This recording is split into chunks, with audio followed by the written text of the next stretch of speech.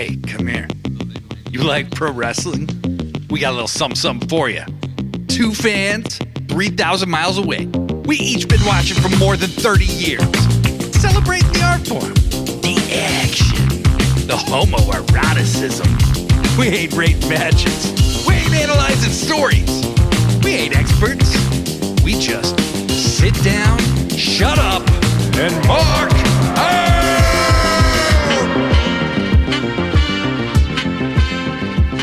Welcome, everybody, to another edition of Sit Down, Shut Up, and Mark Out. I am not joined by Joshi G this week. Joshi is out of town, but I brought in some reserves. I found somebody to fill Joshi's gigantic shoes. Not to imply Joshi has huge feet, just very big shoes.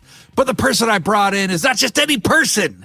It's the tantalizing toker, the Kenna Queen, your high as hell highness, the Brett Michelle of Brett Michelles, the one and only Brett Michelle. Brett Michelle, welcome to Sit Down, Shut Up, Mark Out. How are Aloha. You? Oh, I'm chilling. I am very excited. You're a lot more chill than that introduction just was. Well, you know, it's in staying on brand here. Yeah, I know. You're going to be the chill one. I'm going to be the one yelling a lot. No, I'm obviously not going to be the chill one. I'm a very unchill person. I am here to party. We are going to party, and we are going to talk graps. Yeah, we are. We're going to talk the graps. We are in the same time zone. You're the only person in wrestling. There's a few people, but you're one of the few that I talk to regularly that I actually share a time zone with. Joshi and I are weird, like, you know, a million hours apart. So I wake up and then the wrestling news of the day has already happened. So I'm playing catch up all the time. Yeah, so you understand my pain. You understand my pain. Yeah, it is a pain. So we've been friends on Threads for like six months, something like that. Like that. We are both lifelong wrestling fans. How long have you watched wrestling? Since I was 9 years old, and I will be 37 in 2 months. Okay. So a long time. A long time. I don't do math. My numbers and me are not buddies. So you're 36. Yep. You've been watching since you were 9. Uh-huh. So that's 25 years. 26 years. 25 years. 27 years? I don't know. We're doing math live. My wrestling fandom can rent a car. Yeah, right. Exactly. My wrestling fandom could have like gone bankrupt, had a couple kids, you know, because I also started watching wrestling when I was 9. You watched wrestling. You would probably watch WWE, probably watched WCW. Were you an AEW viewer from the beginning, or did you come to it gradually? Like what grabbed you? Off and on. So when AEW first started coming out, at that point, I was pretty much just kind of like dipping in and out of like WWE, you know, like nothing super exciting was happening. But then AEW came out and I was like, oh, like this is cool. Like this reminds me a lot of like the wrestling I grew up on, you know? And so I would watch it here and there, you know, I wasn't super into it. But it was actually fucking Eddie Kingston coming down that ramp, covered in blood with a goddamn can of gas, just like eyes as wide as the fucking Dickens. And I just like in the moment, it just hit me like, this is my kind of wrestling. Like this is where I belong, you know?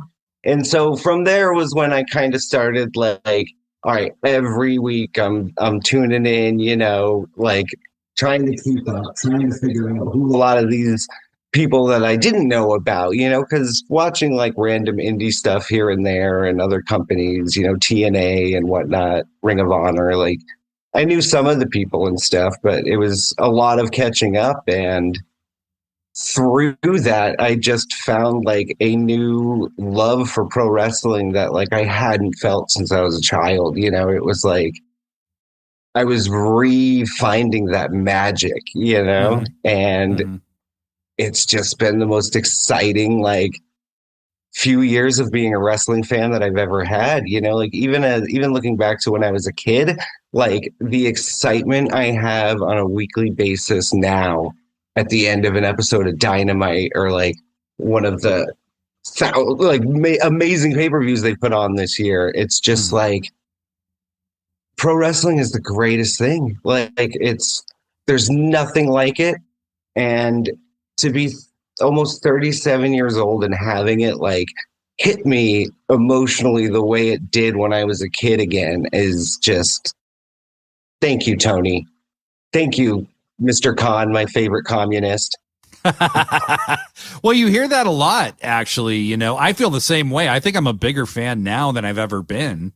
And I'm 44 years old. Like I'm not a spring chicken here, but like the excitement that I would feel as like a 9 or 10-year-old or an 11-year-old watching the Ultimate Warrior run to the ring before I realized what a terrible person he was.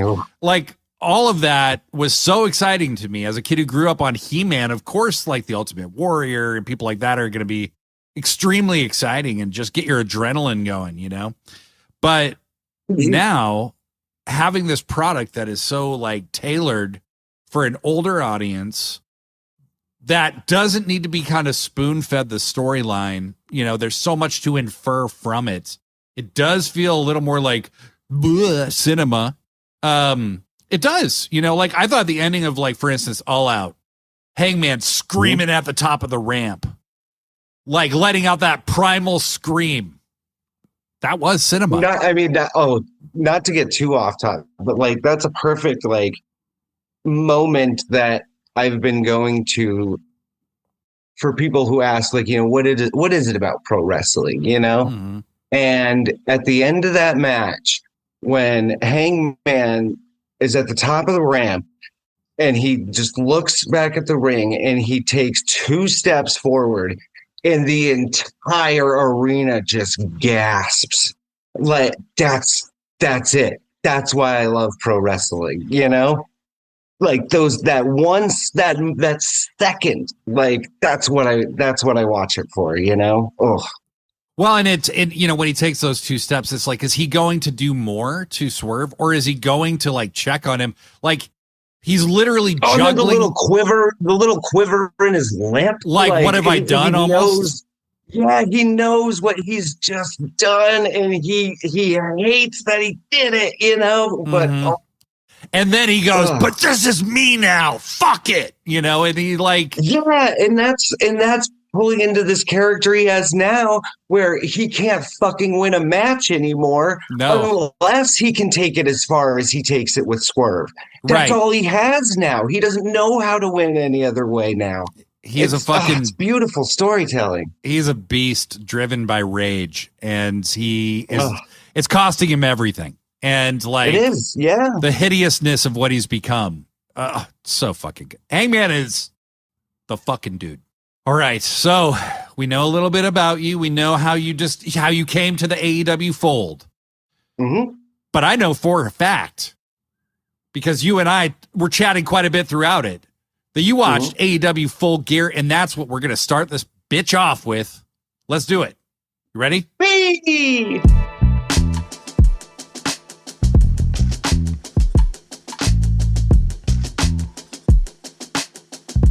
All right, AEW Full Gear from the state of fucking New Jersey came to us last weekend.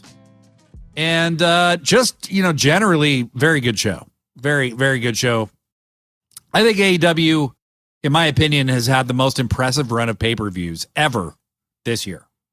Yeah. So I'll say, I think this one, I had a lot of fun, but I think it was one that I was a little bit let down in some spots. And I think part of that too is, you know, we just had the run up to it was so emotional, you know, with that beautiful November Rain video and, you know, just the language being used in the promos and the emotions tied to it.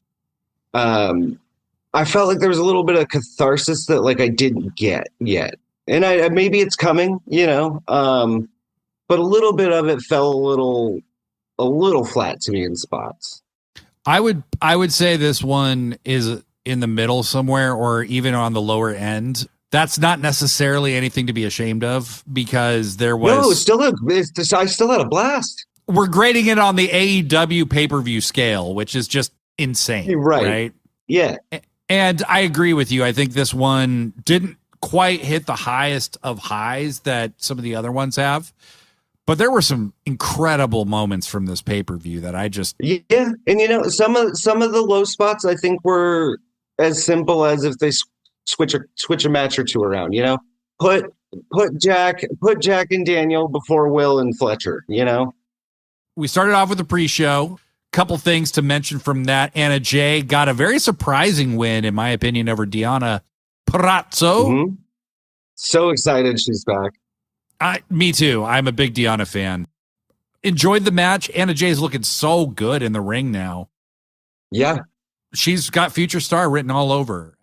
Amazing what those little field trips do for you when you come back, Well, with the roster this big, it's not like she's desperately needed for television. Like, you could do this with Top Flight. You could do this with Andretti. You could do this with so many people. And I hope they just continue to. Because they can send them to Mexico. They can send them to the UK. They can send them to Japan. They can send them so many places. So let's hope we just see more of this. I'd love to see Sky Blue or somebody like that go do a little tour. 100%. It was just a pretty straightforward match. So I think that's really all there is to say for a pre-show match like that. The next match was a four-way match that I was very excited when it got announced. Dante Martin, Commander, Beast Mordos, and Buddy Matthews. Very fun match. Buddy. The crowd was into him. Like, he came out. Did you ever think you'd hear that? No, not in AEW especially. Buddy comes out triumphant, and the crowd wanted Buddy to win. He did beat Mordos, which I was a little sad by, I will say. Yeah. I don't think Dark Daddy should have taken the L on this one when you have Commander in the match, or Dante Martin even. But whatever. It's a match nobody's going to remember. Fingers crossed we get some badass C2 action out of the Beast, out of Frank. Yes. Well, we've got the C2 talk coming up. So just you all wait. And then we saw the match that lit the fucking world on fire in the IWC. Very, the land of very respectful, reasonable opinions. Big Boom AJ with Big Justice and the Rizzler beat QT Marshall. That was so much goddamn fun. The crowd went absolutely apeshit for this. I have no idea who these people are. Who are these people? Me neither. I don't know who they are. The guy cookies on his fucking tights. Like, come on. I'm into that. They were having a blast.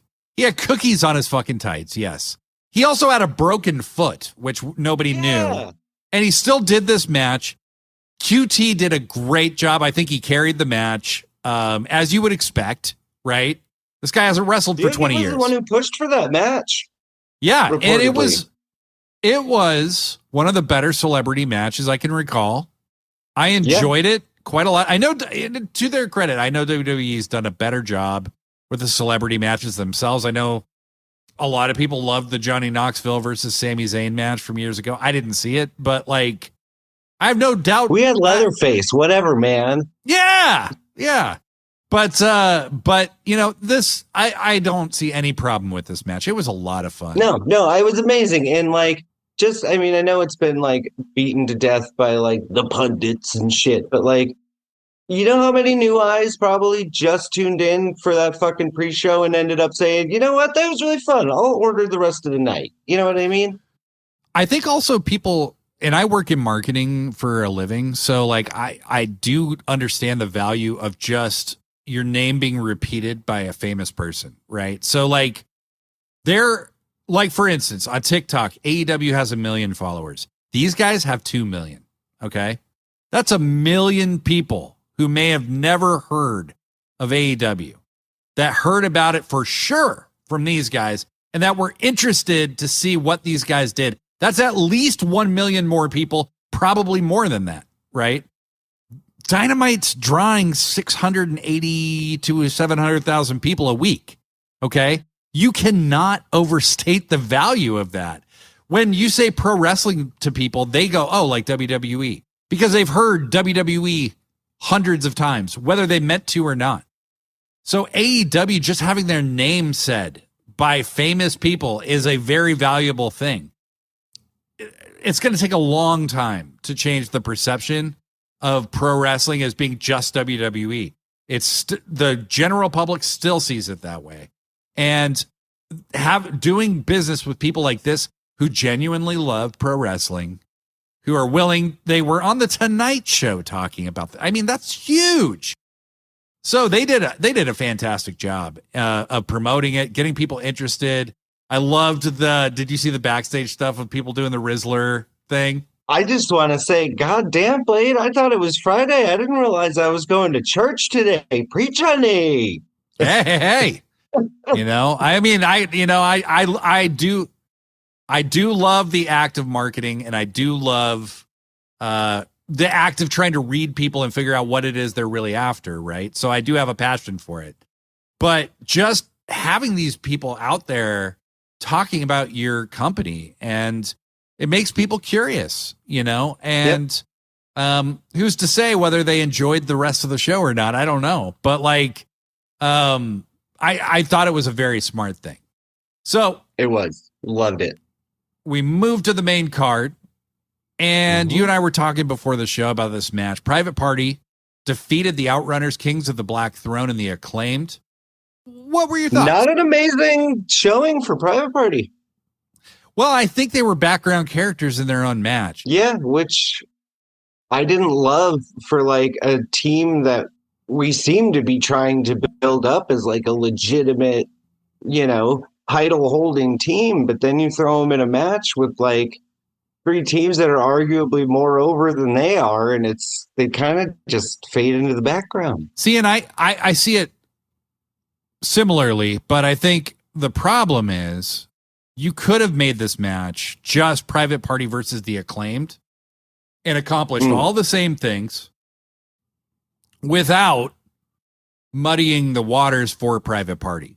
They could have had Private Party would have got that stupid fucking Billy Gunn outlaw pin spot. Jesus Christ, I hated that. It was Kings of the Black Throne and the Outrunners. I understand wanting to get them on the show because they are becoming, the Outrunners are organically becoming a really big deal. But I don't know that they needed to be in this match. And Kings of the Black Throne just didn't need to be in this match either. I love those guys, but they don't need to be there. No. I think AEW is in a weird spot right now where they're starting to lean, way more into the storytelling side of pro wrestling. I mean, while still delivering amazing fucking matches and cards. But I think it's at a spot now when it comes to the pay-per-views where they do need to start going by the mantra that not everybody is going to make every card, and that is not a bad thing. That's actually a positive, because when you throw so many of these people onto a card, sometimes it muddies the storytelling. It takes away some of the momentum of other matches that should have more drama into them. And I mean, I'm not saying they need to go to what WWE's doing right now, where there's only four matches on a card.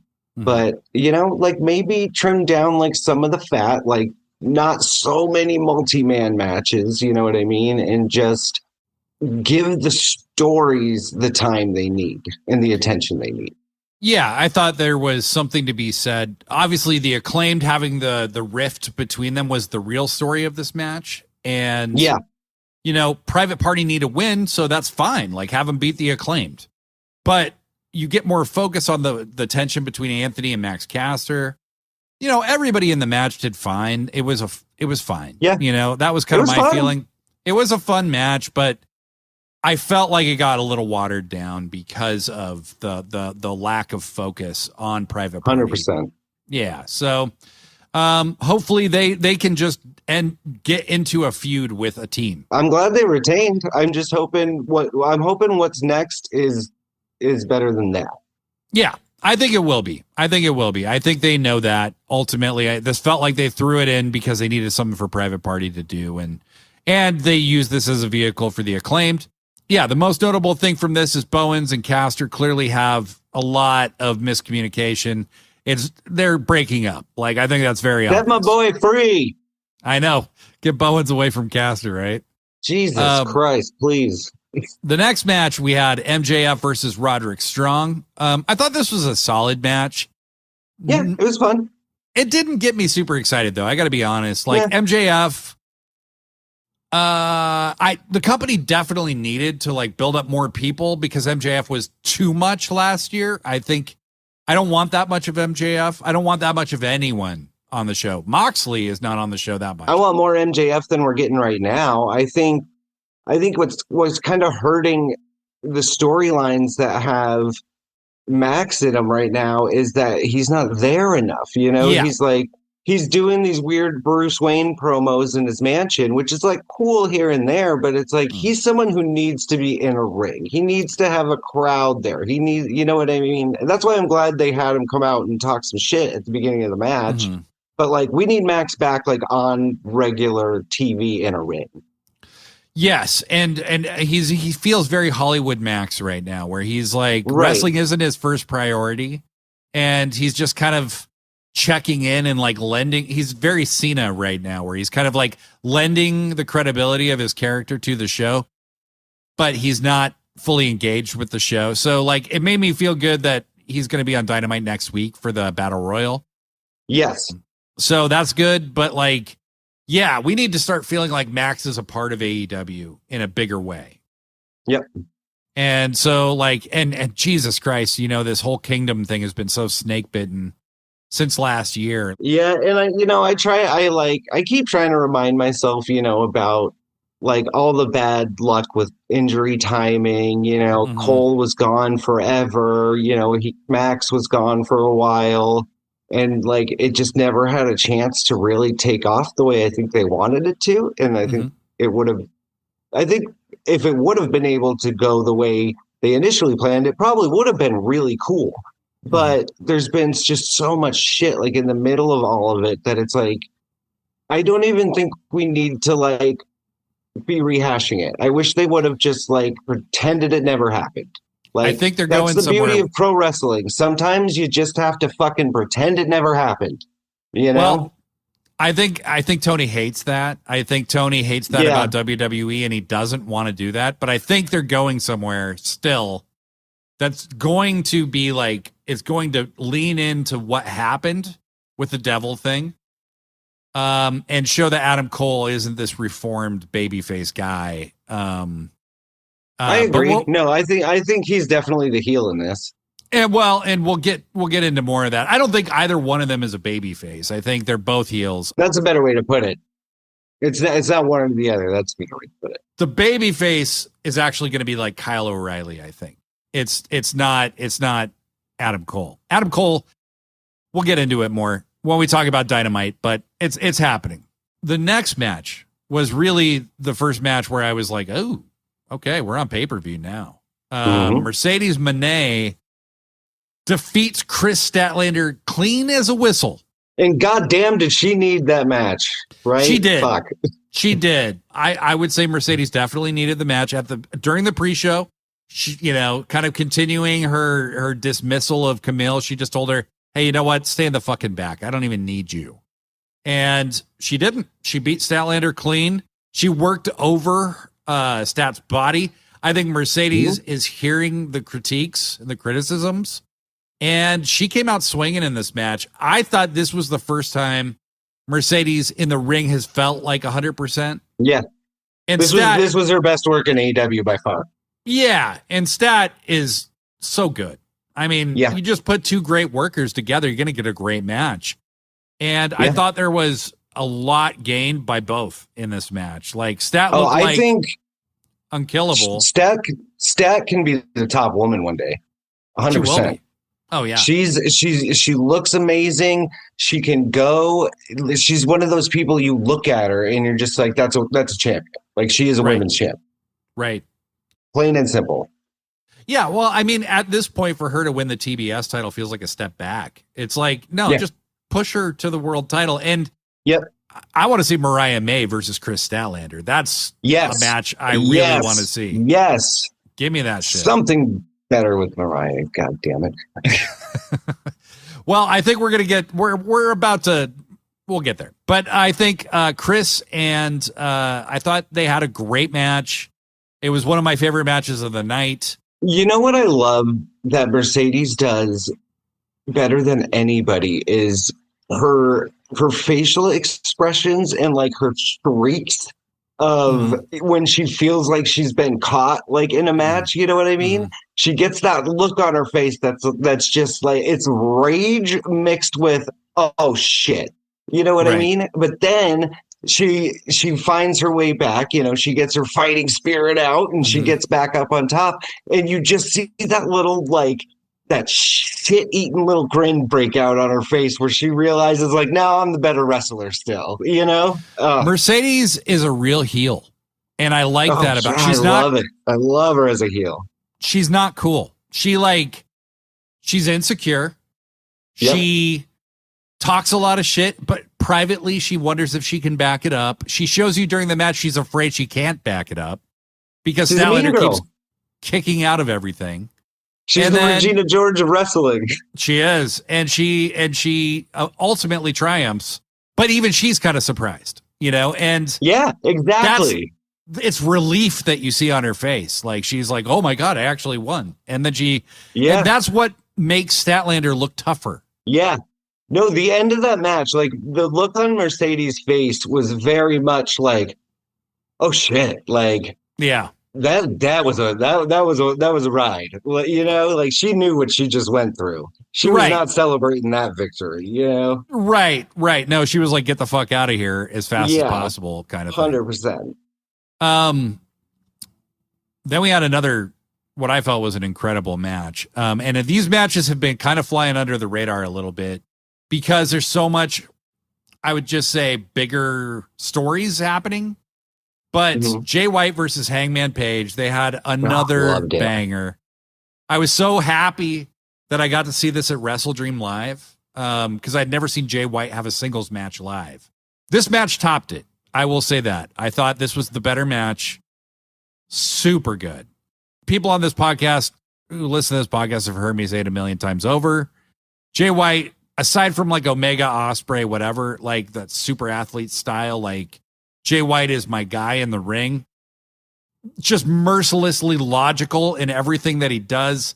Bait, counter, do it again. Bait, counter, do it again. He has this like style of wrestling where if you watch his footwork and the way he moves, he's constantly trying to stay on the upper hand. He's constantly trying to be the one on the high ground.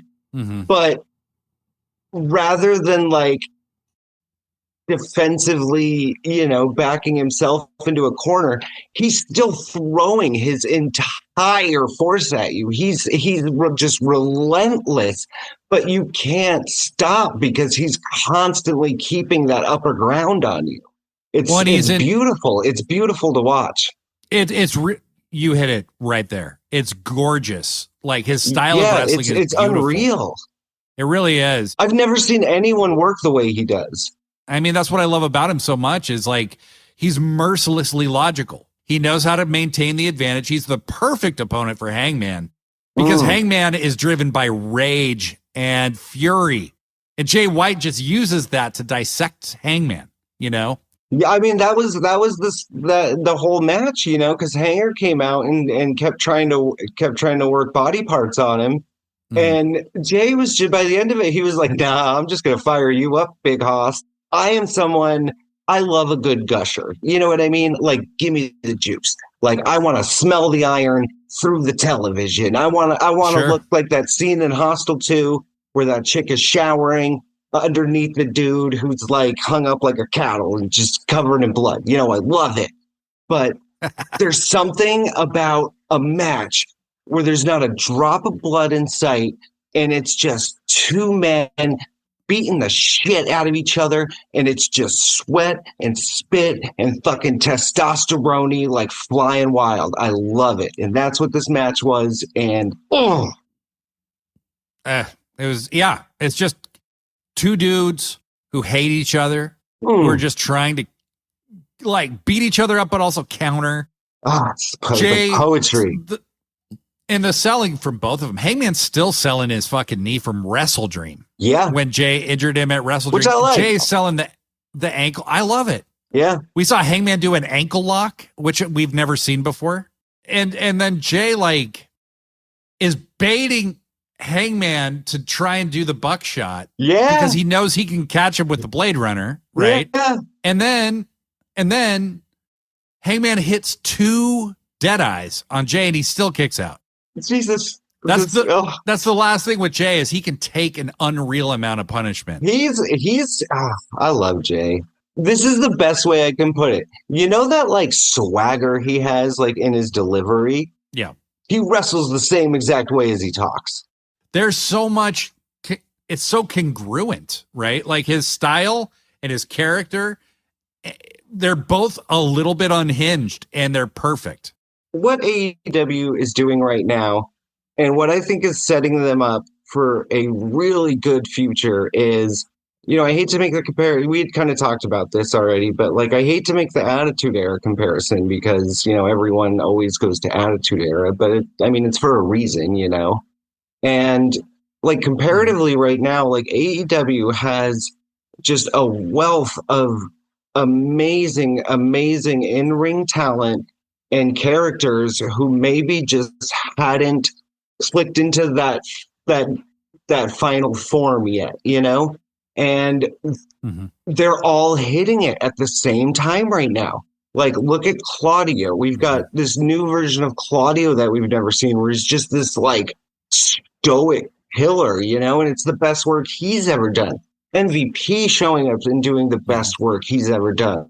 Hangman, went from looking like a dude who, was a safety coordinator on a job site and bought cowboy shirts at Kohl's to looking like a badass fucking gun-slinging outlaw. It's all of these characters are finding their Jack Perry is the scapegoat now. He's no more Little Jungle Man. And it's like, they're all just finding their groove and their final form of a character at the same time. And that's when you start getting this amazing storytelling. Yeah, I think you're seeing, and Jay White's finally kind of finding his thread. And it's interesting because, Jay in New Japan was the ultimate heel. It was, I really could not look at Jay White and imagine him as a babyface. And here we are, You can now. You can now, because he really hasn't changed his character. No, and that's what I love. That's what I love about AEW is I feel like it's not, that WWE kind of thing where they're trying to go back to, like a Cody Rhodes, white meat baby face, never does anything wrong, eating vitamins, Hulk Hogan. And it's like, that's not fucking real life. That's not how life is. Like, give me the real shit. Like, that's why I'm loving AEW right now, because it's WWE is doing Michael Bay does wrestling, and AEW is doing David Fincher does wrestling. And you know what? Seven's one of my favorite movies of all time. So it's dark. It's an exploration of the extremes of humanity. And exactly. It's character study. It's character study, and it's so fun. It's so fun. So Jay gets the win over Hangman again, rubs it in his face, and then leaves. Hangman attacks him from behind. Christopher Daniels comes out and says, "This isn't you," which he's very wrong about. It clearly is Hangman. Yeah. And Hangman rewards him with a fucking stiff-ass looking fucking elbow to the face. Very good stuff. Just loved it. And the spiral continues. The spiral continues. Exactly.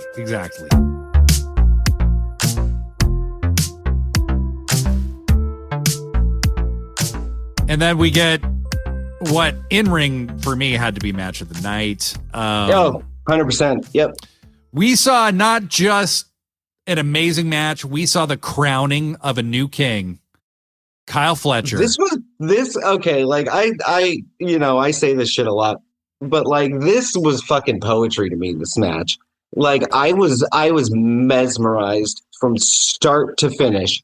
Like, I loved the story they were telling. Will comes out, he's got, his shoulders hanging on with the kinesio tape, and Kyle just goes to work, and you can tell right off the bat, like, oh, Will's not in this. Like, he's trying to do his little springboard off the ropes early in the match, and he can't. He falls. And with every, with every like strike, you just see Kyle more and more like delighting in the destruction of Will Ospreay. Well, I'm becoming more vicious too. That's what that match was. That match was the crowning of Fletcher, but it was also the destruction of Will Ospreay. 100%. And they showed you that Will at less than 100% cannot beat Kyle Fletcher. And I think that's so important to prove is like, yeah, they had a match and it was Moxley actually against Takeshita, and this was a double or nothing. Takeshita had attacked Moxley and hurt his arm, and Moxley basically beat Takeshita with one arm. It really pissed me off because it's like, you cannot do that to Takeshita. Yeah. He should kill Moxley if he's less than 100%. Moxley at 100% beating Takeshita, fine. Moxley at less, no. And they didn't make that mistake here. They showed you, yes, Will Ospreay, they got some sympathy on him. He's still hurting from that Tiger driver that Kyle dropped on him a couple at Wrestle Dream. He's obviously emotionally compromised too. Yep. But Kyle beats him clean. No interference, clean as a whistle. Tombstone on the stairs. Oh my God. Sickos. This is sicko shit, and the chemistry between these two is unreal.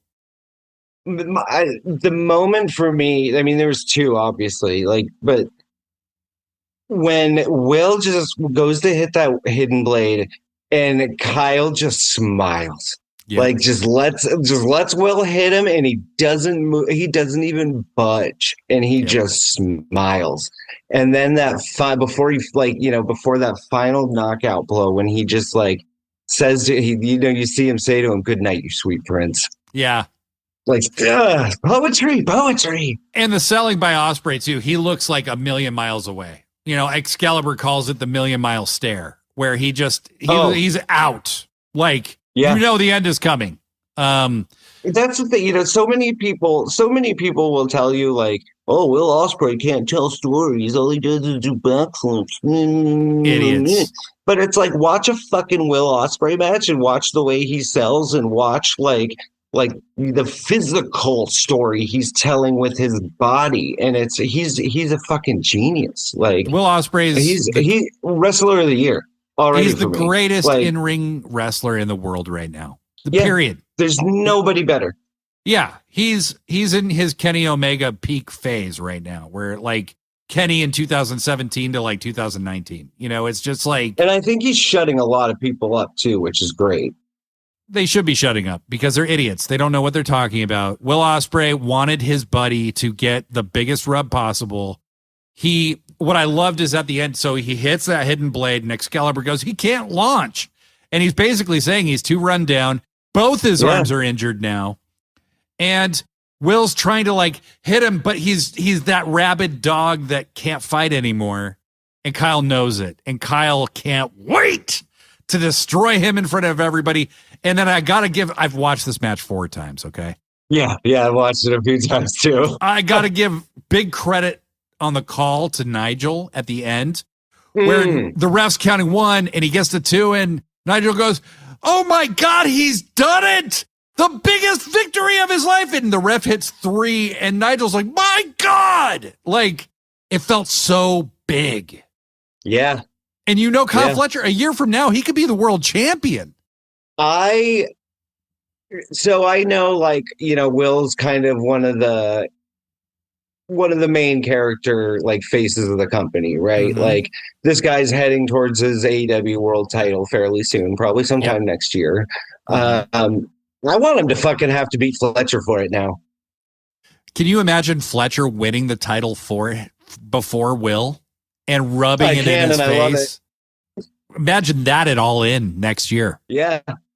Fuck. Ooh, wow. Oh man. Yeah. Yeah. Oh yeah. Oh, now you're talking my language. Oh my God. Talk about the storytelling there. From this amazing fucking match, we get the Mariah champagne celebration with her best friend, Mina Shirakawa. I like this segment a lot because I knew what was coming from the jump. I love how Mariah does it. Okay, so they drink some champagne. They do the like sexy, we love each other kind of toast. And then Mina starts dancing. And Mariah just gets the champagne bottle and just starts swinging it like, I'm going to hit you so fucking hard. Mina's facial expression. She's like dancing and then she's like, what's going on back there? And she like turns her, she does it so perfectly. She turns around. Mariah takes a big swing at her with the champagne bottle, misses. Mina's like shocked, stunned, disgusted. And then she kicks the shit out of this fucking champagne bottle. The champagne bottle explodes. Mina looks like a total badass. And then she does this big, you fucked with me scream and tackles Mariah off the stage through a table. It was great. I thought it was great. What do you think? Yeah, it was fun. I know we didn't feel quite the same about this, but that's okay. That's okay. I just thought it dragged a little bit. I mean, everything was cool. I just thought it took a little bit long to get to the. As the only actual out of ring thing that happened on the show, I thought it was great myself. But like, I get it. I didn't think it was like.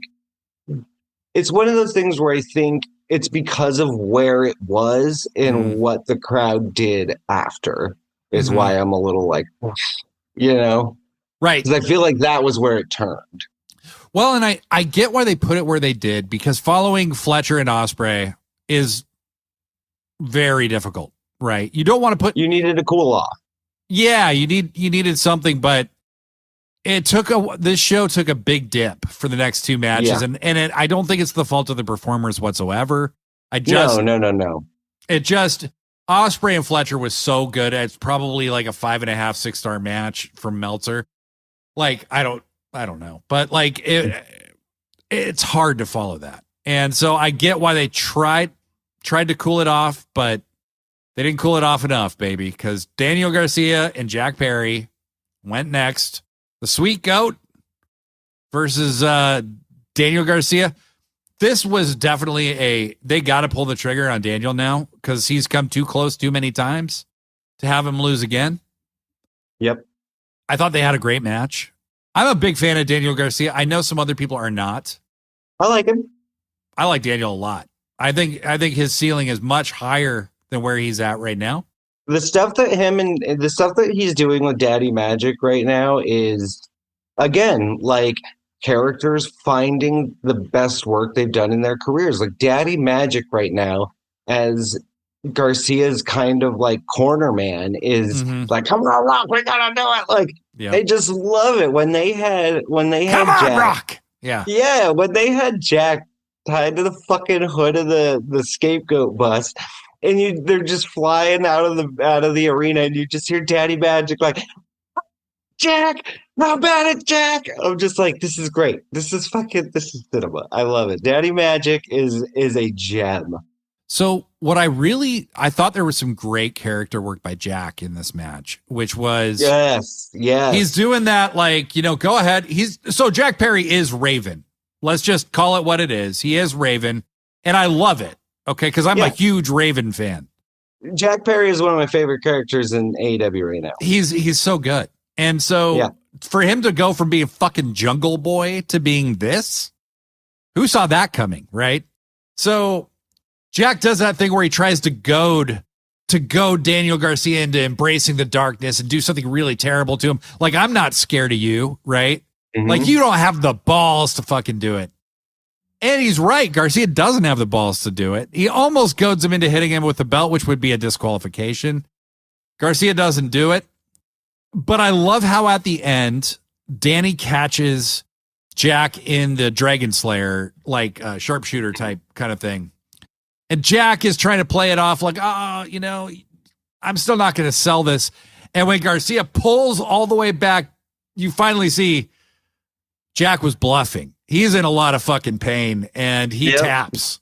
And when he taps, that did feel like a big moment to me in the career development of both.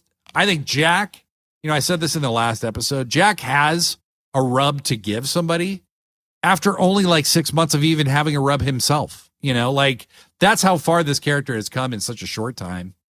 The crowd was a little dead, unfortunately, for these guys. Very. Danny was trying to rally them, and they just weren't going with him, unfortunately. And they did pop for the end, but like these guys deserve better. And I think the crowd was just tired. I think they were tired. I do love that image, even though, I mean, as you know, I was a little sad about that. Yeah, you're a sweet goat advocate for sure. Mm-hmm. But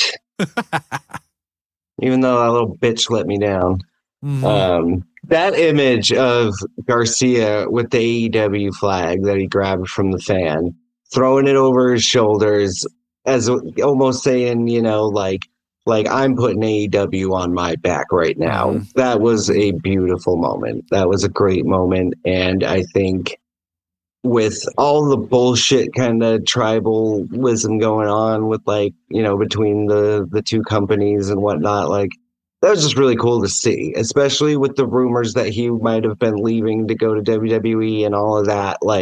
Seeing him grab that flag and throw it on his back was like, all right, he's our guy. He's here. Well, and I do think he's going to be one of the big players in the AEW versus Death Riders kind of thing that they're doing. So yeah, I agree. I thought that was really cool. The next match, unfortunately, was also a victim of the same thing. It was Konosuke Takeshita defeating Ricochet, handing Ricochet his first loss, first pin in AEW. Good match, solid match. Crowd just still was tired. And I will say I don't think these guys quite hit the gear I expected. Well, I think they were, I think one of the problems was there was too many, I think, moments where there were matches trying to do the speed versus strength. That's a good point. And I don't think it worked in this one. It just, having seen so many Takeshita matches recently, including the triple threat with him and Ospreay and Ricochet, because Ricochet in that was great. That was an amazing match. He was unbelievable. Ricochet was unbelievable. But that's because everyone, I think, was going full speed, whereas this one, I don't know, to me, Takeshita felt like I was waiting for him to kick into another gear, Yeah, it just never quite reached that next level. It wasn't like a terrible match. It just wasn't. No, not at all. Good. No, it was a fine match. It just didn't quite feel like a pay-per-view. Yeah, to me, it just felt like I was waiting for something to happen. Yeah, and it never felt did. Like the main event of a Dynamite to me. It didn't feel like a pay-per-view. That's a good way to put it. Yeah. Which isn't a bad thing. It's not a terrible thing, but to me, it wasn't great on a pay-per-view. The next match, and so Takeshita beats Ricochet. Which I didn't think was a surprise at all. No, I'm glad too. Keep that belt on Big Take for a while. Takeshita's right there with Ospreay and Swerve for me. He's almost one of my very favorite guys in the business right now. I love watching him work. I love seeing him get over the way he is. I want him to be international champion for a long time. Yeah, no, me too. He's again, the character work he's doing is fucking amazing. It is just all around, man, all around the whole company wide. It's just unreal right now. Well, and Takeshi's just built and he's stacked and he's a unit. He is a unit. I mean, he's Jesus a fucking Christ. Unit. I am a straight cis white man, and this man is undeniably gorgeous and stacked. Okay. Oh, he loves them slutty pins too. Oh, he loves those slutty pins. I know. He turns a lot of cranks draping over you. Slutty pins. Next match. Now, this was I thought this was one of the better matches of the night myself. Oh, 100%. Yep. The Bobby Lashley versus Swerve Strickland. This was a bit of a massacre. And I admire Swerve so much for doing the best thing for the story, which is he tried His strategy wasn't working, and he just got crushed. And yep. I love the Hurt Syndicate song. We hurt people. Like, it's so good. That's gonna get. Oh man, yeah. Oh my God, earworm. Everything Hurt Syndicate. Like this whole story with them and their addition to AEW has been a fucking revelation. Like, This is one of my favorite things happening in wrestling right now.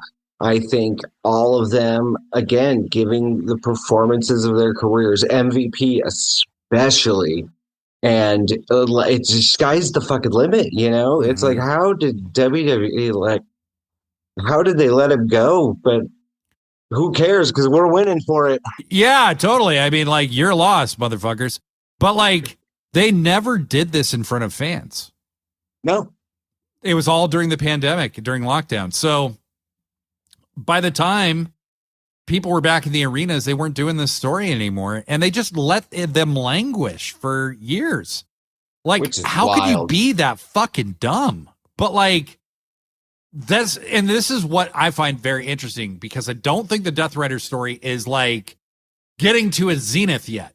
So it's like they have kind of that bloodline Judgment Day kind of same equivalent going on now, where you have two factions that have this major fucking stuff going on that you can bounce back and forth between. And so if Death Riders don't do anything on a show, you could have the Hurt Syndicate do something real big on the show. That's a good spot to be in. You guys can't see, but I'm doing that, like, you know, Jack Nicholson, like, yeah, more.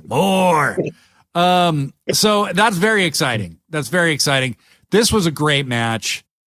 Yeah. The offense Swerve got in, felt huge. He did the big stomp spot onto Bobby on the table. It was so dope. Bobby spears Swerve through the fucking barricade. Swerve looked like a G for just taking the punishment for so long before he finally fell. But Bobby just bested him. It was just that simple. Bobby beat him clean. Bobby didn't need any bullshit. Swerve's this is gonna have to be like a try again kind of scenario. And Swerve will eventually win, but it's not yet. And Swerve, let's just say something about our boy Swerve. This guy knows how to wrestle at a main event level no matter what he's doing or where he is on the card.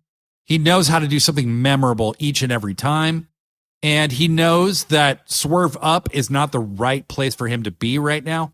Make him earn this shit against Lashley. He'll be the first one to beat Bobby Lashley. And when he does, it's going to feel humongous. But yeah, there's so many legs still to this story. Afterwards, Bobby makes Swerve pass out in the Hurt Lock after he puts him through the barricade, which makes all the sense in the world. And then he fucking puts the Hurt Lock on Nana, fucking beats the shit out of him. Hurt Syndicate feels just massive right now. Just absolutely massive. Huge. I mean, for me with this match, like, I just love that, like, right off the bat, Bobby just rocks Swerve with a clothesline, big fucking power slam, and you just see that look on Swerve's face that says, like, he's got me. I'm in deep shit. Yeah, and, like, the way he sold that whole match in general, like, you know, you could tell that Bobby had him dead to rights within, like, 5 minutes, you know? But he picked him up off the mat at one point when he could have pinned him. And Swerve, like, the way he sold it was so good. Like, when's the last time you saw someone give Swerve a big brothering like that, you know? And Never. The way Swerve just let Bobby ragdoll him, like, amazing. And that other beautiful thing about Swerve is, so after he hits that stomp on the stairs or on the table, right? Bobby gets back in the ring and Swerve slides in and he's got this maniacal, like, smile on his face and he's almost slithering, you know, into the ring. And then he just slowly rises up and you see his facial expression change to just, like, this wide-eyed, like, gleam. You know, he always looks like the fucking Pazuzu demon in the background of The Exorcist. You know, the one that looks like Danhausen? And, like, he just gets that look on his face, and then house call. Like, oh, it's just beautiful, you know? Like, and he hit him with the house call, and that barely did shit. You know what I mean? Like Lashley didn't ever look like he was going to lose. Like, there was no time where Lashley looked like he was in peril of losing. Not at all. And that's what this needed to be. Swerve proved, one, he's pretty selfless. Two, he's fucking smart as hell. Do this now, and you will reap the reward later. Most wrestlers don't look long-term like that. And I love that he is. I love Swerve. He's like, oh my God, the future of AEW Swerve is Swerve. arguably like one of the most over people in the company. Yeah, you know, one of their biggest, you know, main characters. Mm-hmm. And to have Bobby come in and do that to a guy like Swerve, like that, Bobby is now like one of the biggest heels in the company, like one of the biggest monsters in the company, and it's just, you love seeing shit like that, you know. He's like the Brock Lesnar of AEW now. Yeah, exactly. I think 100%. That's perfect. I think that's 100% what they're kind of setting him up as, and I love it because that is perfect for Bobby. Yes, and you know, and you get a guy like Swerve who's such a great worker who can fucking bounce around for Bobby. You know, Bobby is very good still. This guy is 48 years old. He looks like he's 22, but he is 48. Yeah. He's a big ass, grown ass man. And he still goes, man. When he got Swerve up, like, woo. Oh my God. He was great. Woo. And Shelton's looking just amazing. Like, my God. The Hurt Syndicate, I'm all about it. It is. Yeah. They are showing, like, once again, Hurt Syndicate is like Swerve. WWE released Swerve. And they made a huge fucking mistake. And now they're doing the same thing with the Hurt Syndicate. Like, you guys fucked up bad. Yep. It's so awesome. So awesome. Big time. And we end the night. We ended Full Gear with Jon Moxley facing Orange Cassidy. What a great match this was. Both guys brought it big time. Both guys lived up to the moment. This match felt like a really big deal. It felt like a fight. It didn't feel like a wrestling match. It felt like a fucking fight. It did. Orange starting off with the orange punches, showing Moxley he's not afraid. Moxley shrugging off 3 orange punches. They actually convinced me Orange was going to win at one moment. Moxley kicked out like at the ass crack of 3. You know what I mean? Like, unbelievable. So Moxley did everything in his power to make Orange look great. Orange did everything in his power to make himself and Moxley look just unbeatable. These guys have incredible chemistry. Amazing. All of their matches, going back to, you know, Full Gear last year, like, like they bring something out of each other. They do. Know, like, I think it would be easy to say, for people to say, you know, like Mox brings something out of Orange, but I think it's a mutual thing between them. Like, there's a chemistry between them that's palpable. It's like, it's one of those wrestling soulmates. They are. It's very Swerve Hangman. You know, it's like these two, if you ran with this enough, you could make them Swerve Hangman. Like, I think, you know, they main evented All Out last year where Mox took the title off Orange. Then at Full Gear, Orange beat Mox, but there had been so much weirdness with Mox getting concussed in between all that it felt anticlimactic. It didn't really have the satisfying ending that you wanted it to. Mox does beat Orange here, and I kind of want to go over the end of the match and then the post-match. Pac and Claudio come out and kind of surround Orange when it looks like he's about to beat Mox.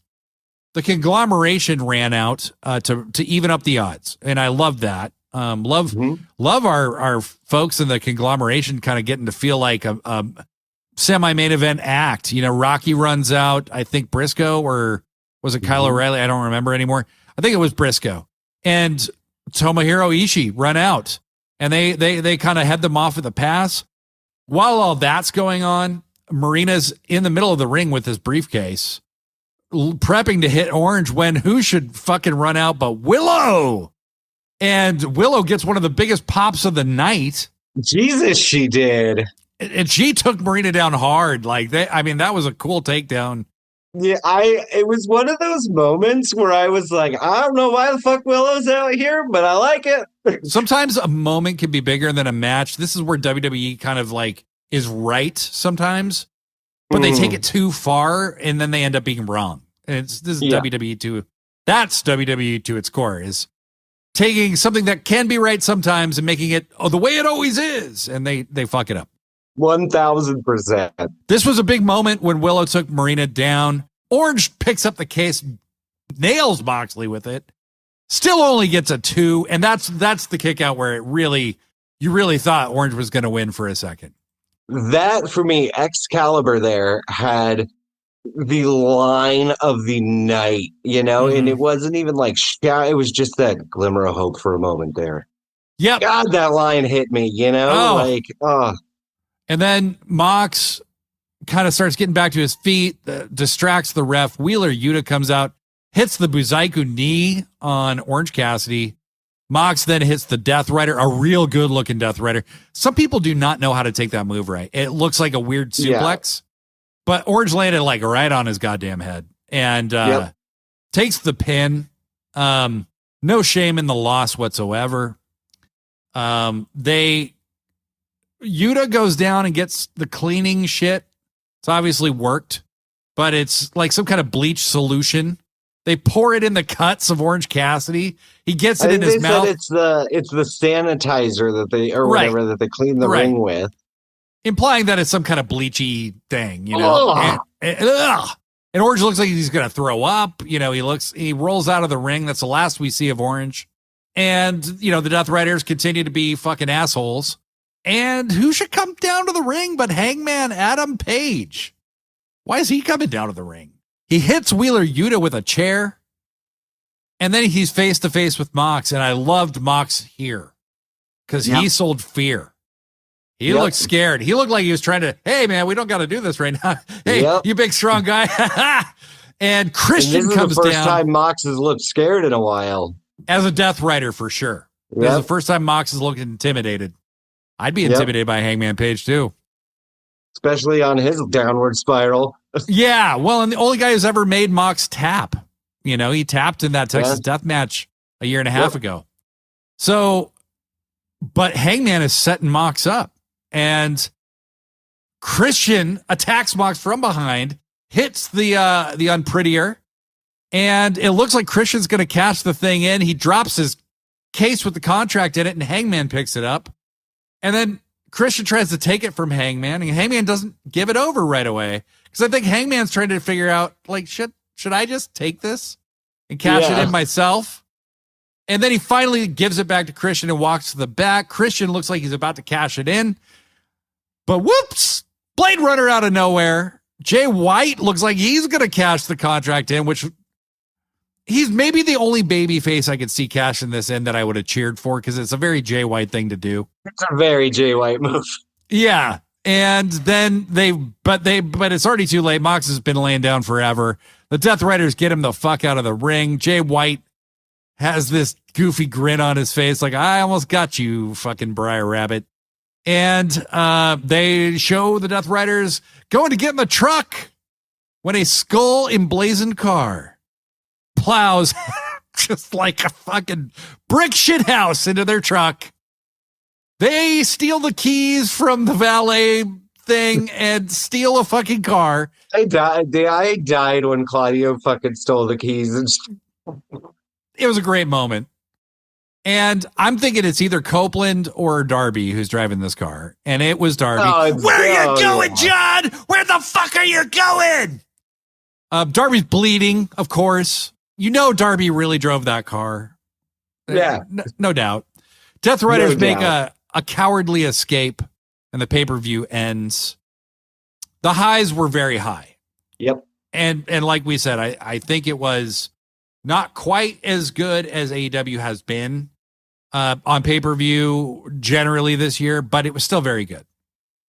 Yeah, that's something you and I have talked about, just, one-on-one before is even when an AEW pay-per-view or event isn't, an absolute banger, it's still the most fun I've had watching wrestling the entire week, and I watch a lot of fucking wrestling, like The only pay-per-views I could even say that AEW's done that weren't maybe like some of the best pay-per-views I've ever seen were like the very worst things that ever happened in AEW history. Yeah. Mm-hmm. I So can agree with that.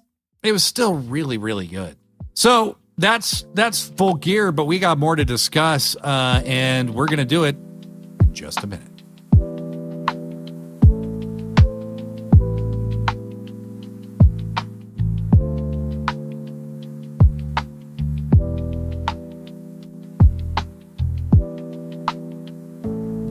So anyway, as if that wasn't enough, on what was it, Monday night, they announced the brackets are going to be revealed for the Continental Classic. Just like fucking drops it like it's nothing. Here's this dope ass fucking. Exactly. So a bunch of us maniacs tuned in and watched them drop it. This reminded me. I didn't need a lot of reminding. I loved the Continental Classic last year. Oh, it was it was one of my favorite things. Yeah, the excitement that immediately surged through my veins when I knew I was going to find out the brackets.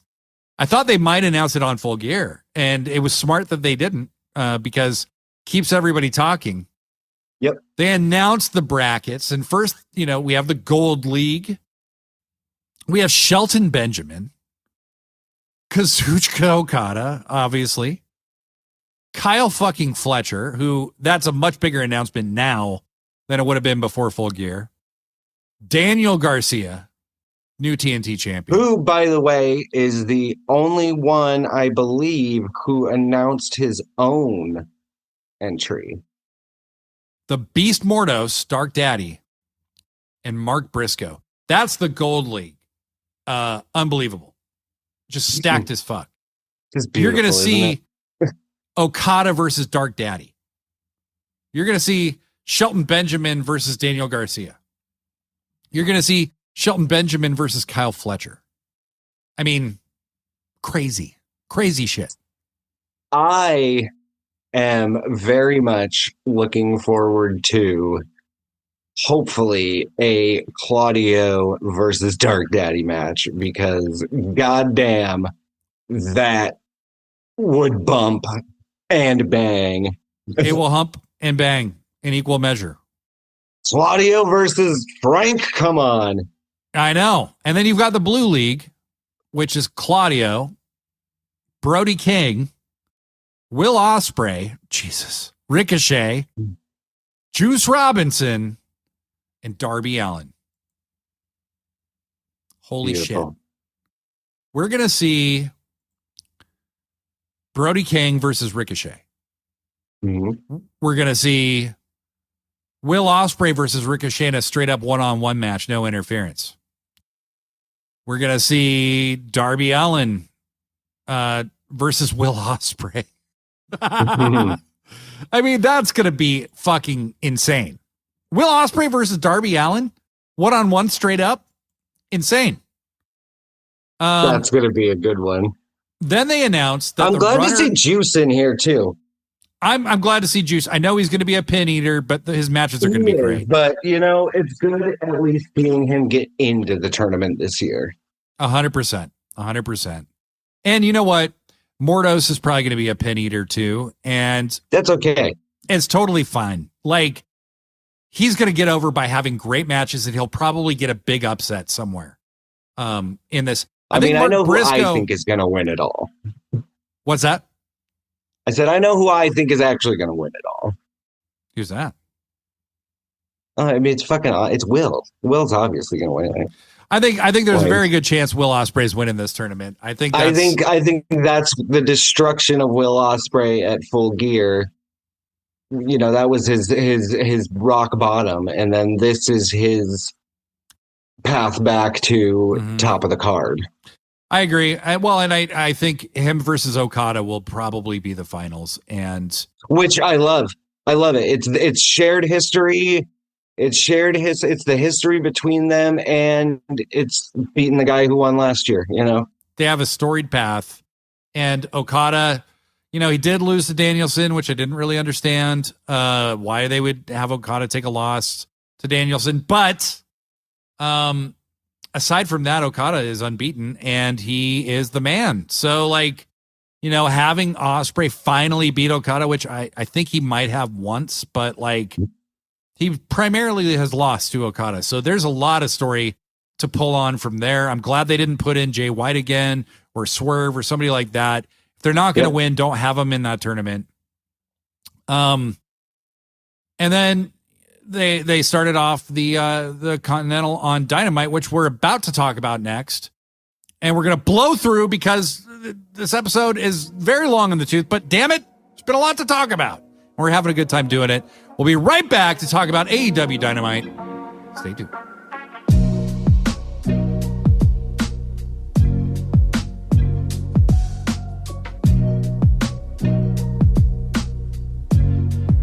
All right, so Brett, Party. we get to Dynamite, and I mean, I was like chomping at the bit for this show because I was very ready for it. Yeah, I love the way it started too. There was so much going on. And we had these Continental Classic matches that got announced, plus a huge women's match to determine this tournament that's going on at Wrestle Dynasty. Unbelievable. I'm so stoked. This was like an in-ring card made just for me. The Sickos ate well on Wednesday.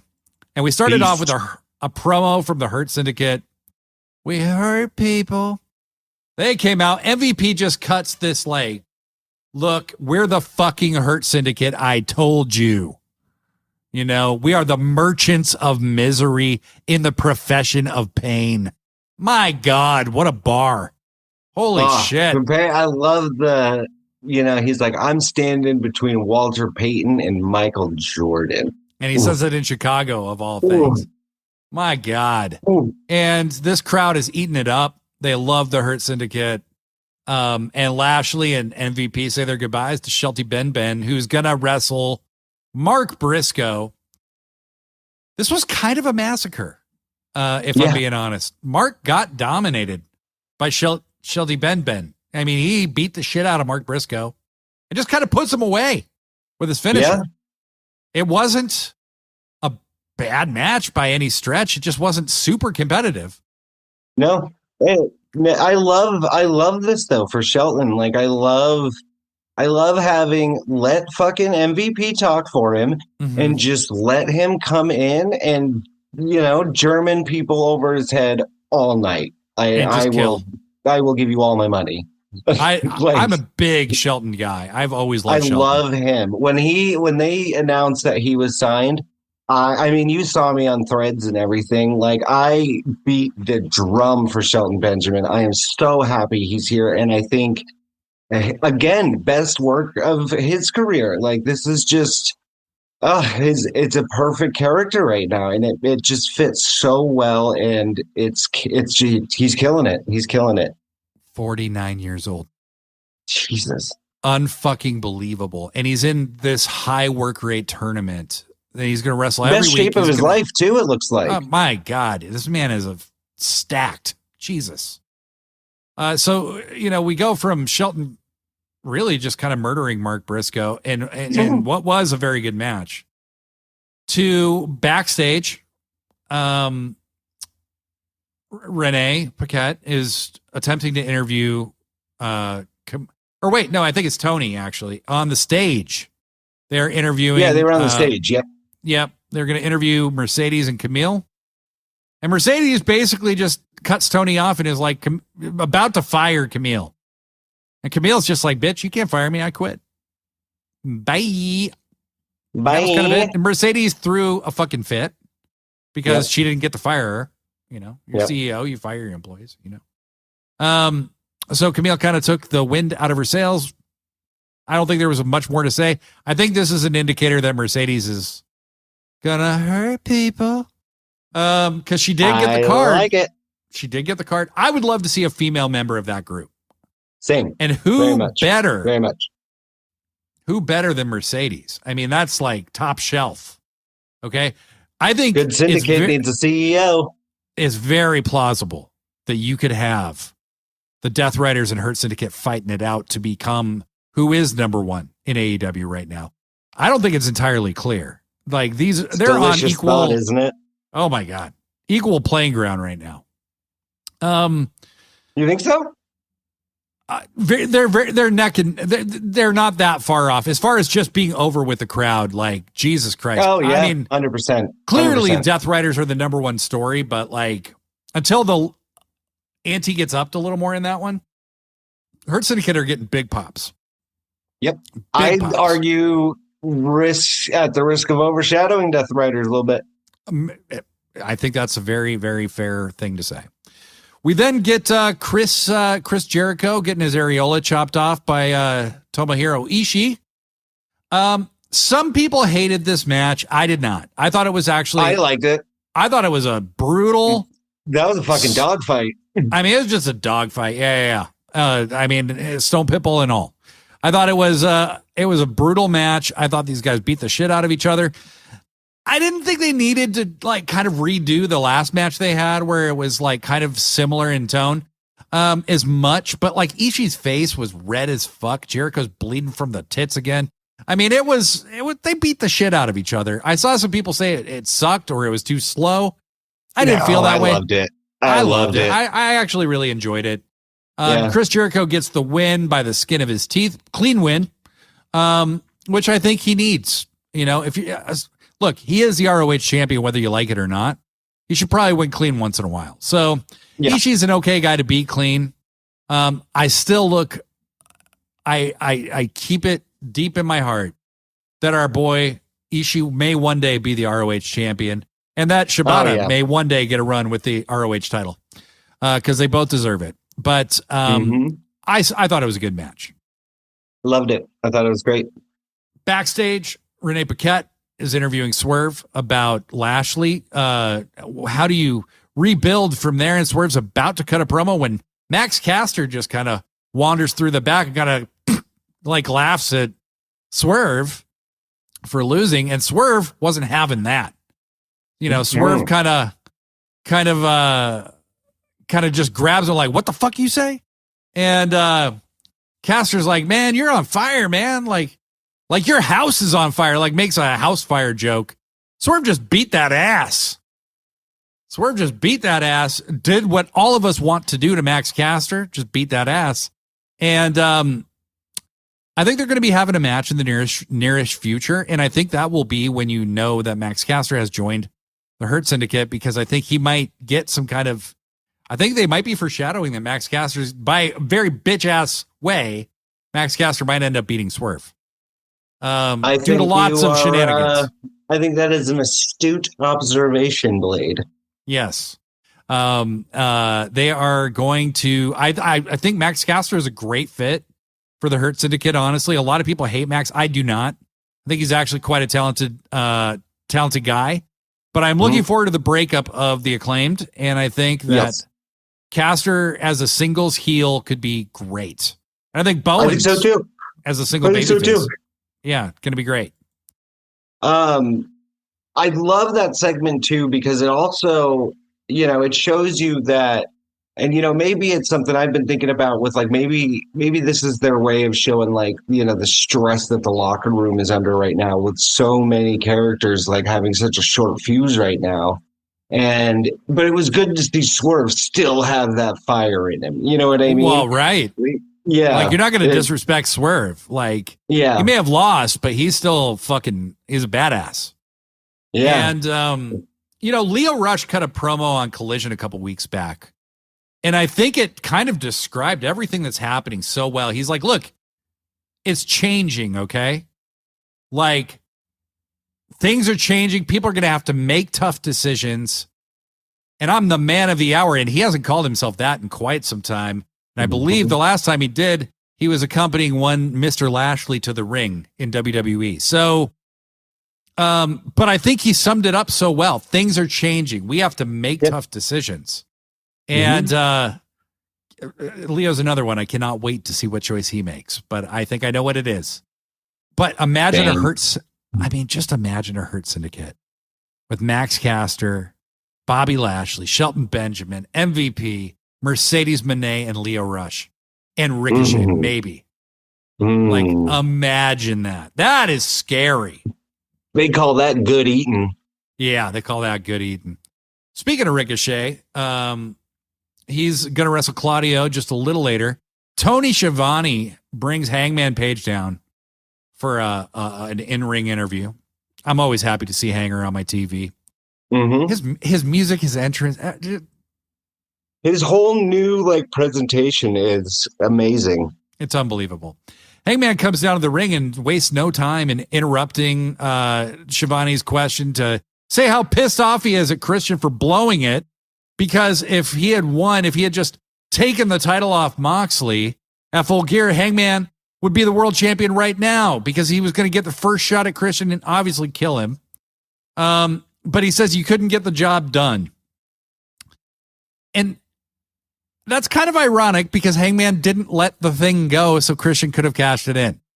So yeah. It's kind of Hangman's fault that Christian isn't the champion, if you really think about it. Yeah. But one thing Hanger snuck in there that I thought that got a lot of attention from our friends. He called it the men's world heavyweight title. Yes. Thereby putting the women's world heavyweight title on equal footing, which Hangman just rules. He just... That was my exact thought the minute he said it. Even when he's trying to be an unlovable dickhead, he rules. Like, I just love... I couldn't love this guy anymore. Love him. Leaves his plants. Yes, leaves his plants, baby. And Hangman is going to be the world champion at some point. He's interrupted by Jay White, who says, wait a minute. What the fuck are you talking about being the world champion? I beat you. And then Pac jumps Jay White. Wheeler Yuta jumps Hangman. Both want revenge because both got beat up by the respective person they jumped at Full Gear. Then Page and Jay White end up alone in the ring for a minute, having run the other people out. And you think maybe they're on the same side, and then Page puts Jay White down. Then Marina hits Hanger with the briefcase.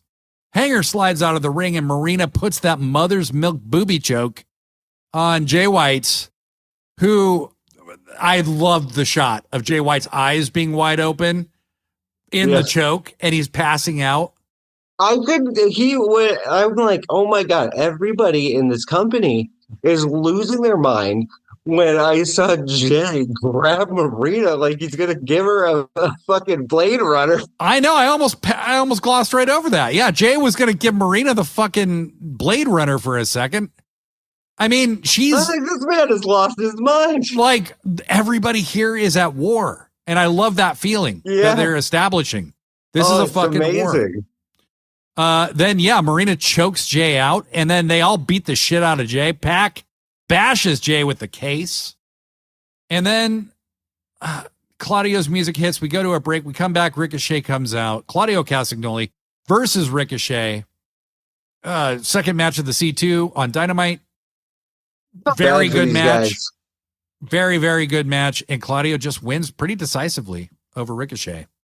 Ricochet was selling being hurt and kind of beat up. So, again, babyface has kind of a plausible reason for losing. But Ricochet just lost clean. Takes his 2 losses in 1 week after not losing at all.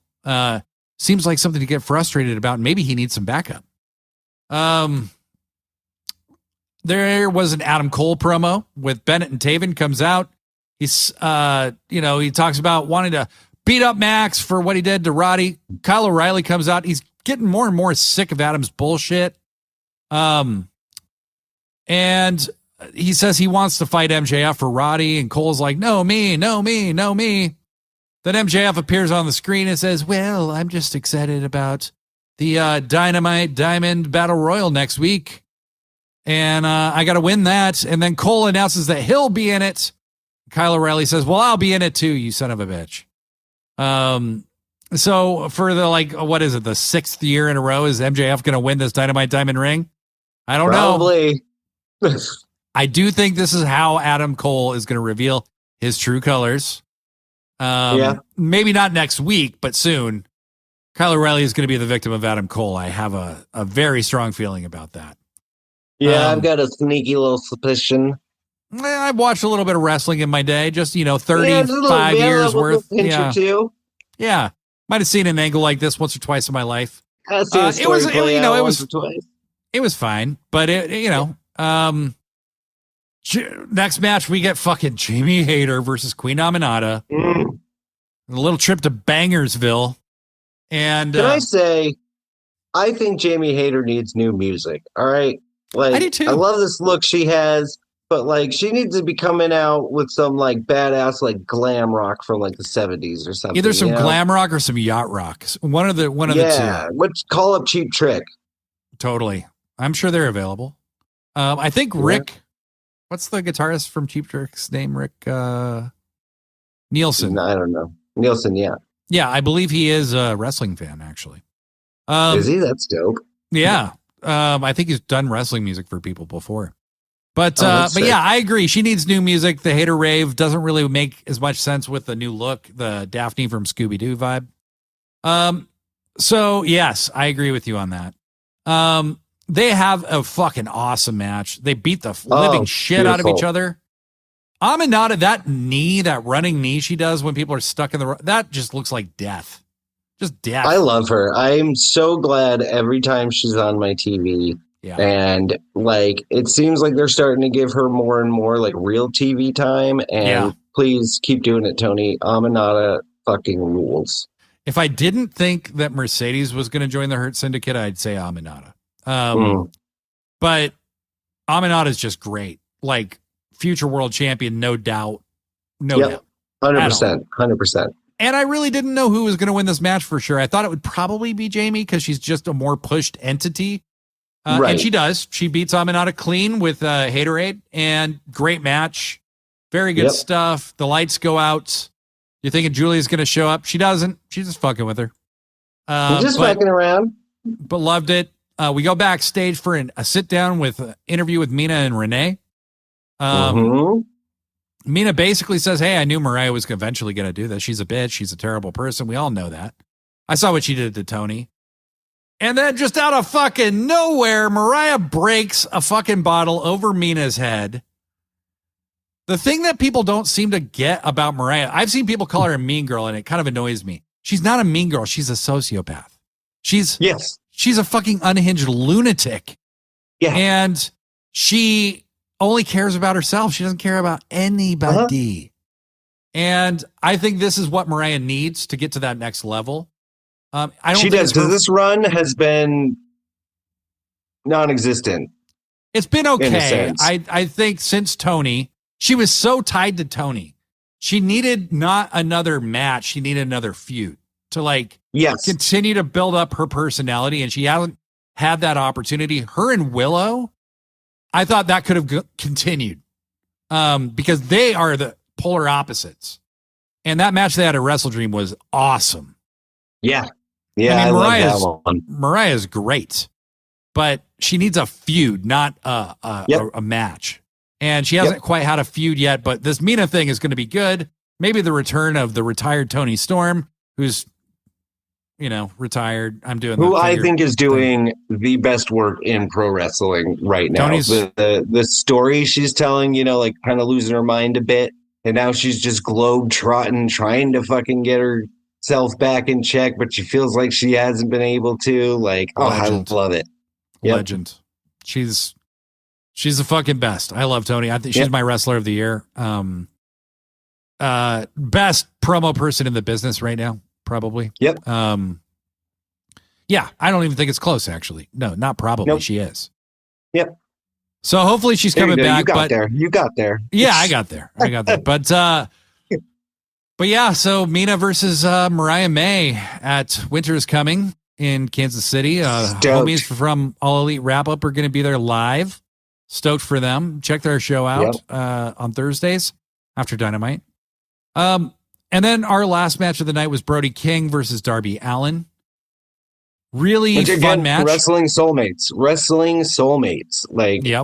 I love that they keep giving us these little moments of history between Brody and Darby, because I think when we do finally, a couple of years down the road, whatever, Darby's big main event guy, maybe he'll have the belt once or twice. I see him and Brody have it being the Hangman Swerve kind of vibe. I just think the way they work together is amazing. Their chemistry is amazing. Every match they've had together has been a fucking banger. And that Gonzo bomb is so badass and vicious looking. Jesus Christ. It's just, I love watching these two together. It's Brody, just two perfect opposites that just put magic out when they're in a ring together. Brody could be a world champion down the road. Oh, 100%, 1,000%. And he should be by the time it's all said and done. I mean, the guy's great. Oh, I hope so. I want Brody with some kind of singles gold by the end of 2025. I think that's realistic. I think it's realistic. The thing I love about Brody is he's not just big and scary looking. He can work. He works. Yeah. Yep. I got to see him in Defy quite a lot, actually. And that was before he was in ROH, before he was in AEW. And my best friend Brody was his guy. Oh yeah. We're like watching shows with Swerve and fucking Brody. Saw Darby Allin there one time. Saw MVP came through one time. Tommy Dreamer. That's sick, and you're just watching these guys grow, and now you're seeing them on AEW. It's just so amazing, so good. So that was the last match of the night. Afterwards, Claudio comes out with a chair, he's just gonna, because it got announced that Claudio and Darby are going head to head next week. Claudio obviously wants to put the finishing touches on Darby before next week, and Brody says, "That's my chew toy, not yours," and runs Claudio off. Very babyface move. I loved it. They shook hands. Very cool. Very cool. Last little thing here. We are up in the Continental Classic. Brody King at 3 points. Claudio at 3 points.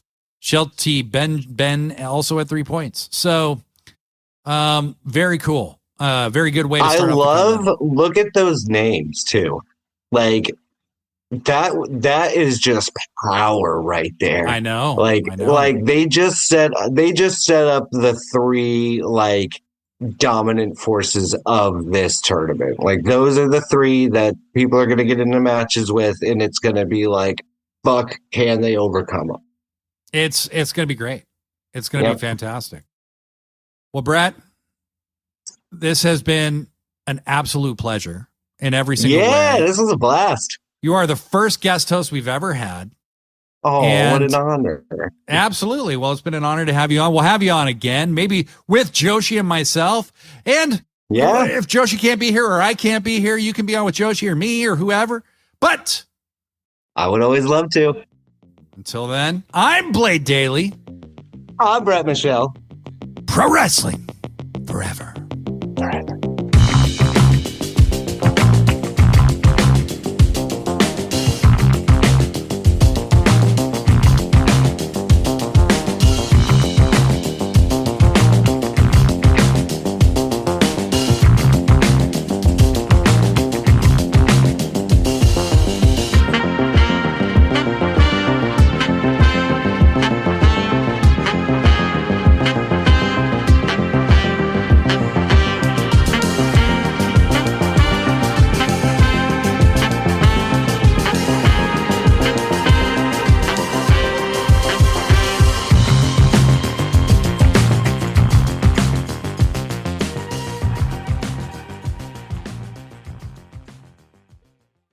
Get the hell out of here, Jack Panther!